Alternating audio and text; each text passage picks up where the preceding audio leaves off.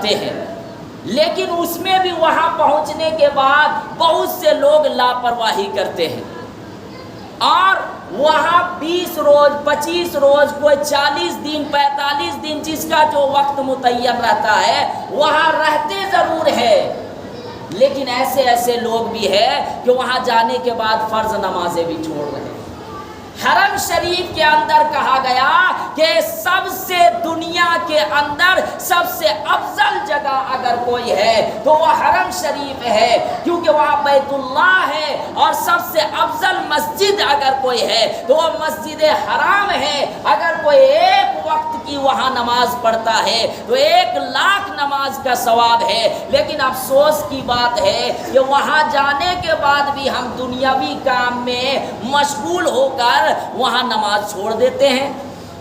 کہا گیا کہ آپ وہاں جائیے تو کثرت کے ساتھ طواف کیجئے، اور طواف کرنا یہ بہت بڑی سعادت کی بات ہے۔ جب کوئی آدمی جو ہے طواف کرتا ہے اور ذکر و اذکار کرتا ہے تو فرشتے ان کو کہتے ہیں طواف مکمل کرنے کے بعد جب مقام ابراہیم پر 2 رکعت کی نماز پڑھتا ہے، اور اس کے بعد فرشتے کہتے ہیں کہ تمہارے گناہ معاف ہو گئے۔ فرشتے کیا کہتے ہیں؟ طواف کرنے کے بعد 7 چکر لگانے کے بعد جب مقام ابراہیم پر 2 رکعت کی نماز پڑھتا ہے، اور اس کے بعد فرشتے کہتے ہیں اب تمہارا گناہ معاف ہو گیا۔ لیکن افسوس کی بات کیا ہے کہ وہاں جانے کے بعد بھی جس طریقے سے ہم دنیا کے اندر اپنے گھر میں رہتے تھے وہاں پر جا کر ہوٹلوں میں گپ شپ میں لگا دیتے ہیں، اپنے اوقات کو غنیمت نہیں سمجھتے ہیں، وہاں پر حرم شریف میں جا کر ہم لوگوں کو یہ حکم دیا گیا کثرت کے ساتھ طواف کیجئے، مسجد حرام میں جائیے، کثرت کے ساتھ قرآن شریف کی تلاوت کیجئے، ذکر و اذکار کیجئے، وہ سب سے افضل جگہ ہے۔ لیکن افسوس کی بات یہ ہے کہ ہم وہاں بھی لاپرواہی کرتے ہیں، اور کچھ لوگوں کو تو میں نے یہاں تک دیکھا طواف کے اندر کہ وہاں دنیاوی باتوں میں لگے ہوئے ہیں۔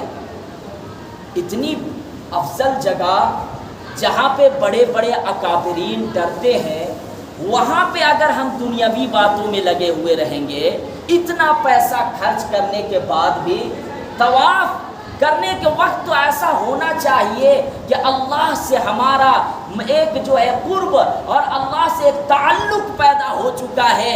حج نام ہی ہے عشقیہ عبادت کے۔ دیکھیں تو صحیح، ایک انسان جب دنیا کے اندر رہتا ہے تو یہ کہا گیا کہ دنیا میں تم اعلیٰ سے اعلیٰ کپڑا پہنو، عمدہ کپڑا پہنو۔ جب تم اپنے وطن میں ہو، عام دنوں میں ہو، تو تمہیں یہ اجازت ہے خوشبو لگاؤ، خوشبو استعمال کرو۔ تمہیں یہ کہا گیا کہ عام لباس پہنو، سلا ہوا کپڑا پہنو، اور یہ بھی کہا گیا کہ تم کنگھی کرو اور اپنے بدن کو صاف رکھو۔ لیکن جب کوئی آدمی احرام کی چادر کو پہن لیتا ہے تو وہ یہاں پہ یہ تصور کرنا چاہیے جیسے ہی احرام ہم لوگ پہنتے ہیں یہ تصور کرنا چاہیے کہ ہمارا تعلق دنیا سے ختم، ہمارا تعلق دنیا سے ختم، ہمارا تعلق اللہ سے جڑ گیا ہے۔ جیسے کسی کو ان دنیا کے اندر کسی چیز سے محبت ہو جاتی ہے، مثال کے طور پر اگر نیک صالح اولاد ہو، باپ ماں سے جب محبت ہوتی ہے تو باپ ماں کے ہر ایک چیز سے اس کو محبت ہو جاتی ہے۔ اگر کوئی آدمی نیک صالح اولاد ہو، اپنے ماں باپ کے قدر کرنے والا ہو، تو وہ اپنے ماں باپ کی عزت و احترام خدمت تو کرتا ہی ہے، اس کے ہر ایک چیز سے اس کو محبت ہو جاتی ہے، جہاں سے وہ گزرتا ہے اس جگہ سے محبت ہو جاتی ہے، وہاں جس جگہ وہ بیٹھتا ہے ماں باپ جس جگہ بیٹھتے ہیں اس جگہ سے محبت ہو جاتی ہے۔ ماں باپ جن سے تعلق رکھتے ہیں، نیک صالح اولاد ان سے محبت کرنے لگتے ہیں، جن رشتہ داروں سے، جن دوست و احباب سے ماں باپ کو محبت ہوتی ہے ان کے اولاد بھی ان کے ساتھ محبت کرتا ہے۔ یہ نیک صالح اولاد کی پہچان بتا رہا ہو۔ اسی طریقے سے حج ایک عشقیہ عبادت ہے، جب اس کا تعلق اللہ سے جڑ جاتا ہے تو پھر ہر وقت وہ لبیک اللہم لبیک کی ندا آواز اس کی زبان سے نکلتی رہتی ہے اور وہ ہر چیز کو بھلا دیتا ہے۔ اب یہاں پر جب احرام پہنتا ہے تو اللہ نے یہ منع کر دیا کہ اب تم خوشبو استعمال نہیں کر سکتے ہو، جیسے عام دنوں کے اندر تم اپنے وطن میں خوشبو استعمال کرتے تھے، اب تمہیں خوشبو استعمال کرنے کی اجازت نہیں ہے۔ عام لباس پہننے کی، جس طریقے سے سلا ہوا کپڑا پہنتے تھے، اب تمہیں پہننے کی اجازت نہیں ہے۔ جس طریقے سے تم دنیا کے اندر اپنے وطن میں کنگھی کرتے تھے، اب تمہیں کنگھی کرنے کی اجازت نہیں ہے۔ یہاں تک کہ جب احرام آپ باندھ لیے تو آپ کو جوئے مارنے کی بھی اجازت نہیں ہے۔ یہاں تک کہ کہا گیا احرام کی حالت میں شکار کرنا منع ہے، وہاں کی چیزوں کو چھونا منع ہے، وہاں کسی چیز کو مارنا حرم کے اندر منع ہے۔ یہ سب منع کر دیا جاتا ہے احرام کی حالت میں۔ اور پھر جب ہم احرام پہنتے ہیں تو یہ تصور بھی کرنا چاہیے کہ ہماری زندگی اسی طریقے سے جب ہم مر جائیں گے تو ہمیں بھی چادر اڑا دیا جائے گا۔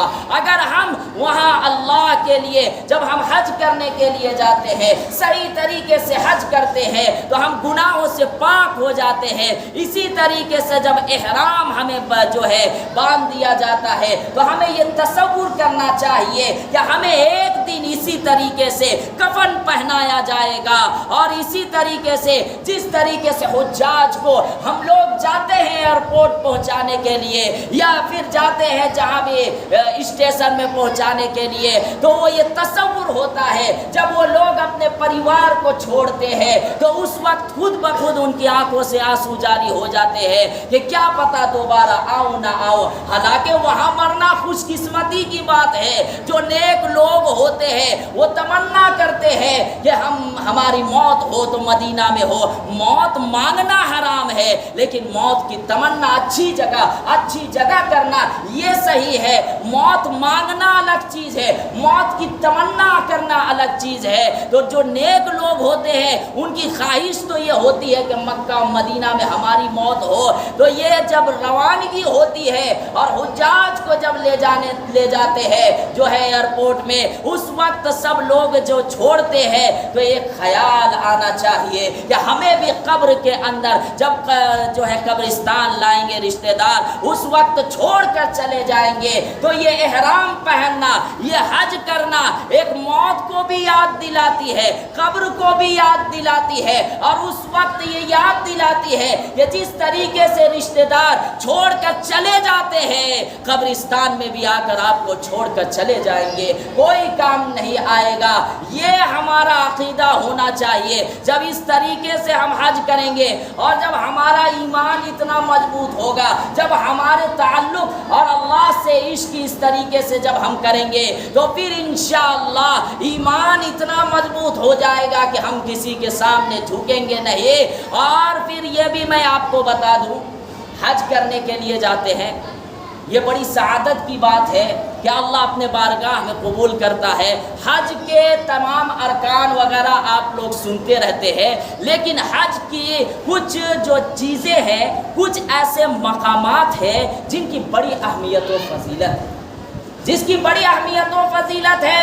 جیسے مثال کے طور پر حجر اسود ہے، جو کوئی عام پتھر نہیں ہے، کوئی معمولی پتھر نہیں ہے۔ کہا گیا کہ جو وہاں پہ بیت اللہ کا جو گھر ہے وہاں حجر اسود ہے۔ حجر اسود کیا ہے؟ کوئی ایسا پتھر نہیں ہے جو ہم لوگ گزرتے ہیں کہیں پہ پتھر دیکھے، وہ پتھر نہیں ہے، بلکہ وہ جنت کا پتھر ہے۔ اور حدیث کے اندر کہا گیا، اللہ کے نبی صلی اللہ علیہ وسلم نے ارشاد فرمایا کہ جب یہ حجر اسود جنت سے اتارا گیا تھا تو یہ دودھ سے زیادہ سفید تھا، یہ دودھ سے زیادہ سفید تھا۔ لیکن یہ حجر اسود گناہگار لوگوں کو ان کے گناہوں کو چوستا ہے۔ جب کوئی آدمی بوسہ لیتا ہے تو ان کے گناہ کو چوس لیتا ہے، چوسنے کی وجہ سے وہ پتھر سیاہ ہو گیا، کالا ہو گیا۔ اور حدیث کے اندر یہ بھی ہے کہ جنت میں کے دو پتھر ہیں، ایک مقام ابراہیم جہاں پہ طواف کرنے کے بعد 2 رکعت نماز پڑھی جاتی ہے، واجب الطواف، واجب ہے وہ نماز، تو وہاں پہ 2 رکعت نماز پڑھتے ہیں تو وہ بھی جنت کا پتھر، حجر اسود بھی جنت کا پتھر۔ یہ مقام ابراہیم کہتے کس کو ہیں؟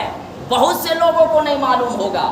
مقام ابراہیم وہ ہے کہ جب حضرت اسماعیل علیہ السلام اور حضرت ابراہیم علیہ السلام کو اللہ نے حکم دیا کہ میرے گھر کی تعمیر کرو، تو یہ دونوں پتھر لا لا کر وہ فرشتوں کی مدد بھی تھی، وہ بیت اللہ کو تعمیر کرتے تھے، اللہ کے گھر کو بنا رہے تھے۔ تو جب اوپر میں پتھر دینے کی باری آئی تو حضرت ابراہیم علیہ السلام کا ہاتھ تو پہنچ نہیں رہا تھا۔ اس وقت وہیں پر حضرت ابراہیم علیہ السلام مقام ابراہیم جس کو کہتے ہیں، وہاں پہ کھڑا ہو کر وہ نیت یہ کرتے تھے اوپر میں پتھر ڈالنے کا، وہ خود بخود آٹومیٹک اوپر اٹھتا تھا، وہ پتھر آٹومیٹک اوپر اٹھتے جاتا تھا۔ ابراہیم علیہ السلام اور اسماعیل علیہ السلام وہ پتھر ڈالتے تھے، اسماعیل علیہ السلام لا کر دیتے تھے، ابراہیم علیہ السلام وہاں پر پتھر ڈالا کرتے تھے، اللہ کا گھر بن گیا تھا۔ تو یہ اسی وجہ سے آج بھی مقام ابراہیم جہاں پہ کھڑا ہو کر ابراہیم علیہ السلام بیت اللہ کی تعمیر کروائے تھے، آج بھی ان کے قدموں کے نشان ہیں، جس کو دیکھنے کے بعد یہ کہا جا سکتا ہے کہ ایمان والا غلط نہیں ہے، ان کی کوئی بات غلط نہیں ہے۔ جب ہم وہاں جاتے ہیں تو بہت سے نشانات کو دیکھ کر، بہت سے علامات کو دیکھ کر یہ تصور کرنے پر مجبور ہو جاتے ہیں، اور یہ کہتے ضرور ہے کہ واقعتاً آج بھی الحمدللہ ہم لوگوں کے بہت سے علامات وہاں پہ مسجد حرام میں ہے اور مدینہ میں بھی ہے، جس کو دیکھنے کے بعد ایمان اور زیادہ مضبوط ہوتا ہے۔ اور حجر اسود کے بارے میں یہ بھی کہا گیا، حدیث کے اندر ہے کہ اللہ کے نبی صلی اللہ علیہ وسلم نے ارشاد فرمایا کہ جو آدمی بوسہ لیتا ہے، حجر اسود کو چومتا ہے یا استلام کرتا ہے بسم اللہ اللہ اکبر کہہ کے، تو پھر وہاں پہ یہ کہا گیا حدیث کے اندر ہے کہ کل قیامت کے میدان میں حجر اسود کو بولنے کی طاقت دے دی جائے گی، اور وہ گواہ بنے گا کہ یہ مجھے بوسہ لیا تھا، یہ مجھے استلام کیا تھا، اور اس کے بعد حجر اسود گواہ بنے گا کہ اللہ یہ مجھے بوسہ لیا تھا۔ اس لیے یہ کہا گیا کہ اگر کوئی آدمی کو بوسہ لینے کی طاقت ہے، چومنے کی طاقت ہے حجر اسود، تو رات کو جائے طواف کرنے کے لیے، اس وقت بھیڑ کم ہوتی ہے، تو رات میں آسانی کے ساتھ آدمی حجر اسود کو بوسہ لے سکتا ہے۔ لیکن یہاں پر ایک بات بہت زیادہ غلطی ہے، اس کی اصلاح کرنی چاہیے کہ بھیڑ میں جا کر وہاں گھسنے کی کوشش کرتے ہیں اور حجر اسود کو چومنے کی کوشش کرتے ہیں، اور خاص طور پر عورتیں بھی، بعض عورتیں وہاں پر جا کر اس کو چومتی ہے، اس طریقے سے منع ہے۔ بھیڑ میں عورتوں کو وہاں جانے کی نہیں ہے اجازت۔